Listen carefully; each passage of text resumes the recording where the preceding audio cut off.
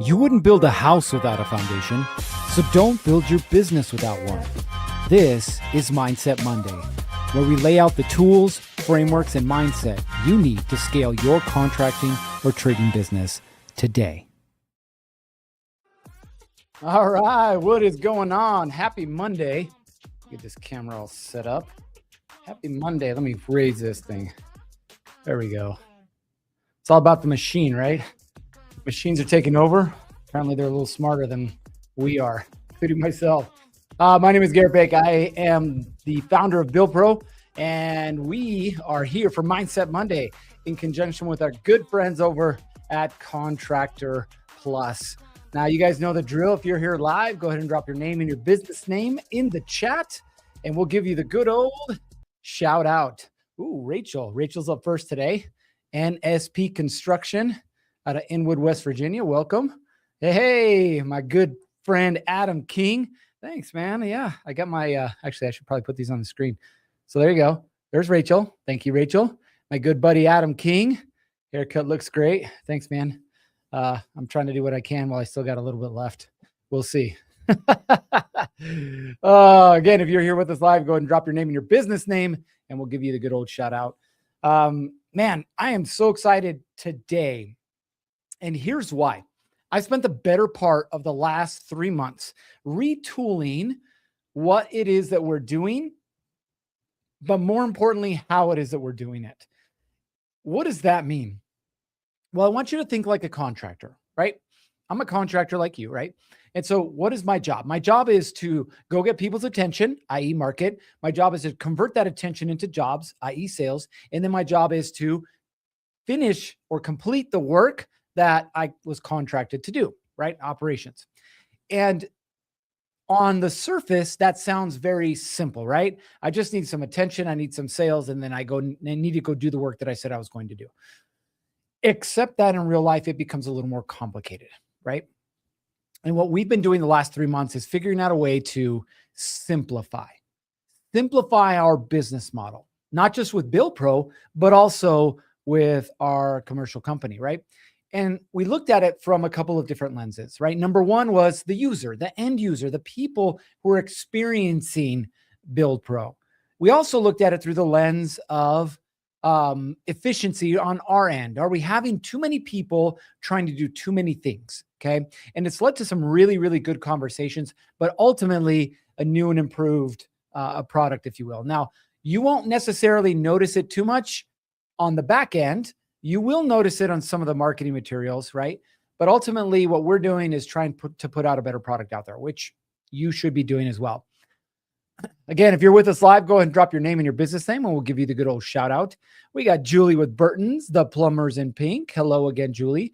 We had our contractor workshop this weekend. It was 2 days, Friday, Saturday, full days.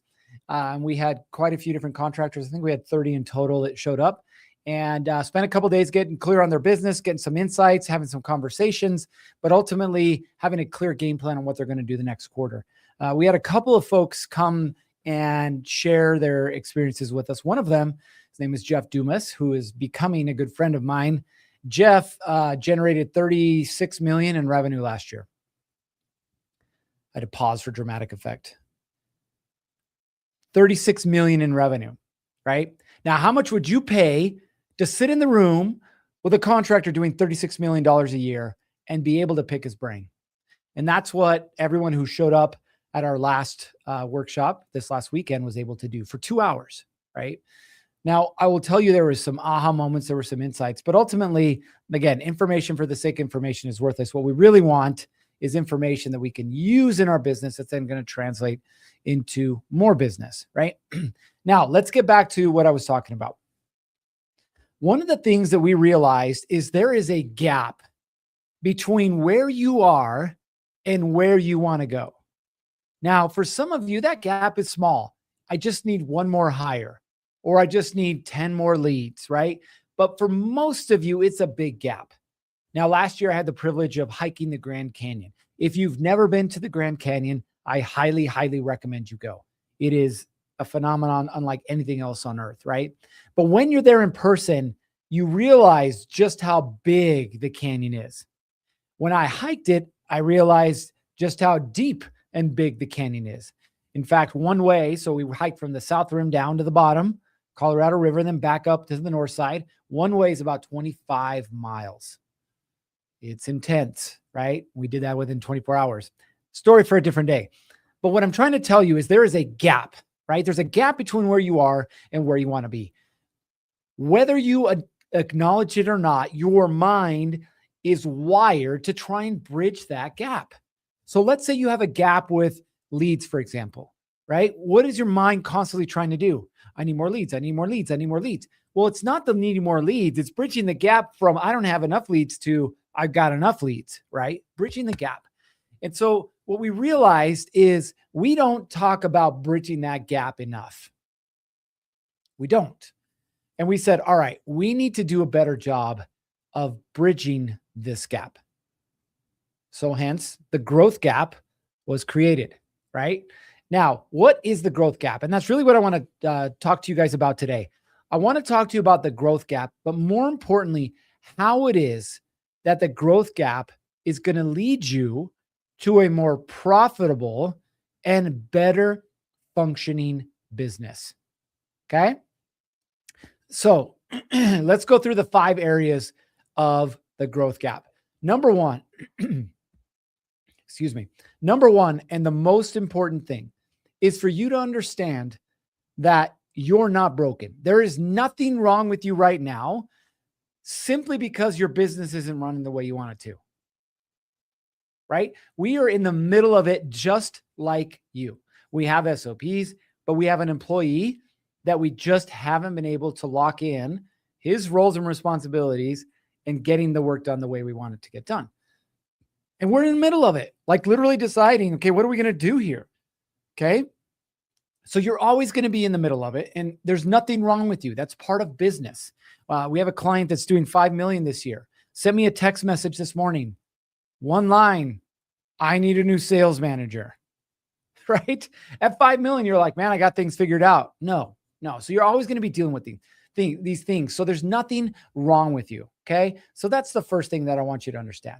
Now, when it comes to the growth gap, here's the most important thing to wrap your head around, and really the biggest thing that'll hold you back. You are the bottleneck. You're the bottleneck, right? Every decision, every issue with your team or your guys, every customer complaint runs through you. It runs through you. Right? I always like to tell people, if you took off a week tomorrow, what would happen to the business? What would happen? And for most people, it wouldn't be pretty, right? Now, why is this so hard to fix? Here's why.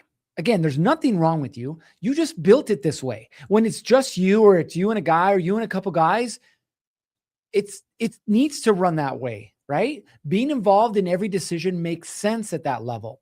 It worked. Right? But the problem is what worked at 200,000 doesn't work at 800,000. What works at 500,000 doesn't work at 1 million. What works at 1 million doesn't work at 5 million, right? There is a gap. So there's these habits that you created in the business are the very thing that are keeping you from growing, right?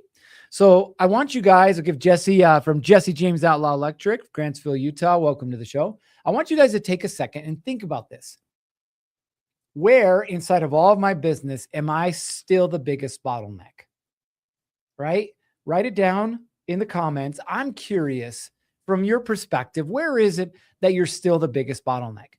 For me, I'm still the biggest bottleneck because every opportunity, every RFP, every bid request comes through me. I'm the bottleneck. If I'm not at the office, if I'm not near my computer, if I'm busy doing something else, that bid doesn't go through. Now we're actively working on fixing that, but that's just where we're at right now. Okay. I am the biggest bottleneck.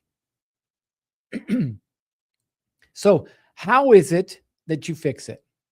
Well, I'm going to give you a very simple framework that you can use. Ready? It's called the decision framework. I know, complicated, right? You're going to have 3 buckets. The first bucket is what your team can handle completely on their own. They don't need your input on anything. The second bucket is what needs your input before they do anything. And the third bucket is this is your decision to make alone. That's it. Okay. So your job is to separate out all of those activities into 3 different buckets. Okay. You're going to have to write them down. Okay. But write them down. Then you need to go through this with your team, answer any questions that they may have and get it right. Okay. But this is where most owners struggle. You have to let it go. Your team's on the same page. You're on the same page. If it's a decision that you want them to make, you have to let them make it. Okay. But I will tell you this, the contractors that we work with that implement this system within 30 days, the number of calls and texts that they get are cut in half by more than 50%. Think about that for a minute. Okay. Problem number 2, revenue looks good. Profit, wah, wah, wah, no bueno. See, you're busy and you're getting jobs done, but the bank account doesn't reflect it. And you're not completely sure where the money went. Here's what's usually happening. See, most contractors price based on a rough estimate of their costs, right? And that estimate, it's pretty optimistic. Here's my expenses, labor, materials, and then we tack on a little bit more for profit, and off we go. Except most of the time, jobs run long, materials cost more, and change orders that are supposed to get submitted and approved don't. And because nobody's comparing what you estimated to what the job actually cost, that profit disappears. So what's the fix? You need to start job costing.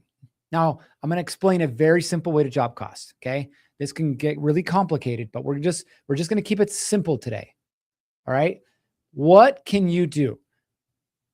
After every job, I want you to compare 2 numbers, only 2 numbers, your estimated labor hours versus your actual hours. Now, if you do that for 10 jobs, you're going to start to see a pattern. Most contractors find 15 to 20% of their estimated margin is disappearing in labor overruns that nobody checked. Let's put an example out there. Let's say you're at 800,000 and you're targeting a 30% gross margin. That's $40,000 to $50,000 a year going out the back door.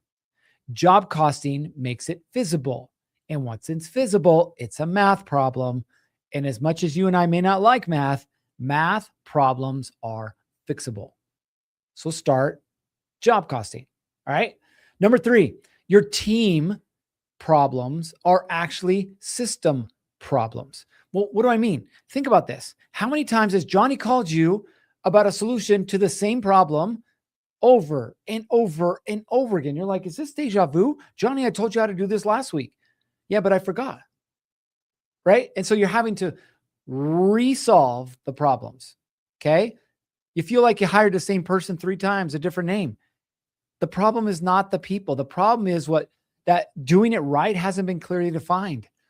So when we talk about what someone is expected to do, it doesn't live in your mind.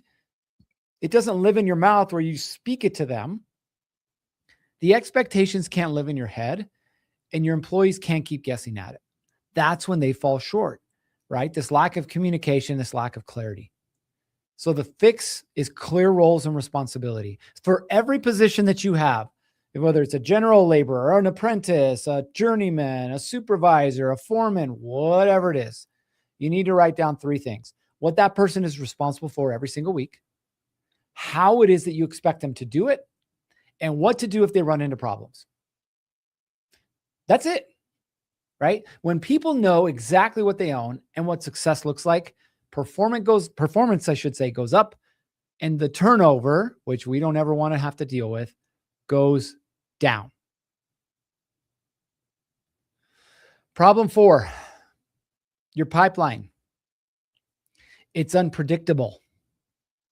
You guys know exactly what I'm talking about, right? Some months you're turning away work.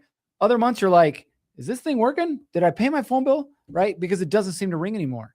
And so you feel like you're not doing enough marketing. So you throw money at ads, or you post more on Instagram, or you try, oh, Johnny's trying that, I should try that too, right? Nothing sticks. Because the real problem isn't that you're not doing enough. It's that you don't have a marketing system. And without one, you're guessing, just like everybody else. What does a real marketing system start with? The answers to 3 questions. Who, what, and where. We call them the 3 M's. Okay. The first thing you have to do is define your ideal customer, right? We call it the market. The more specific, the better.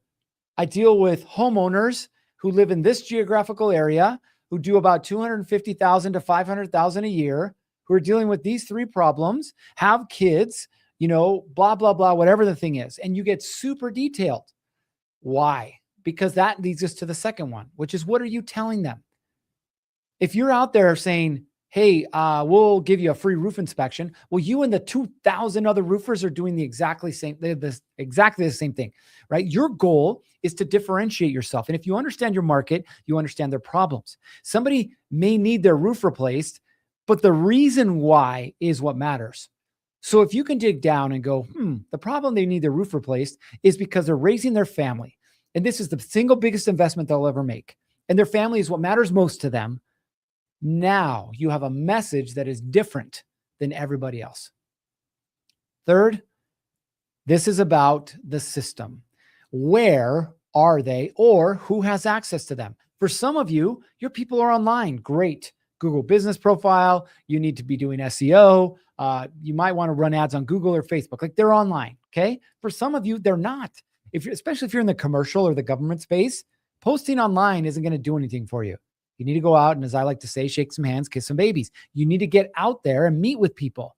A commercial property owner with 20 buildings, guess what? That might come through a relationship, through a real estate agent, right? So your job is to put yourself in a place where either you are directly into contact with the people that you want to do work with, or someone who's already collected them will introduce you to them, right? Stop randomly guessing or saying, oh, well, they're doing it, I should be doing it too.